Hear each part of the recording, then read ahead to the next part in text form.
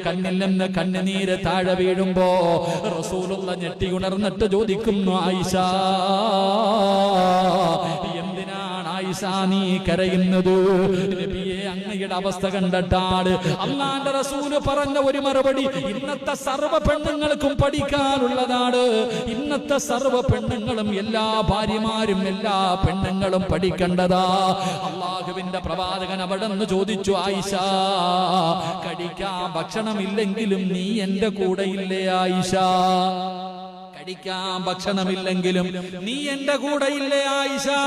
എന്റെ പ്രിയമുള്ളവരെ, തന്റെ ഭർത്താവിന്റെ ദുഃഖത്തിലും സന്തോഷത്തിലും കൂടെ നിന്നവളാണ് ആയിഷ.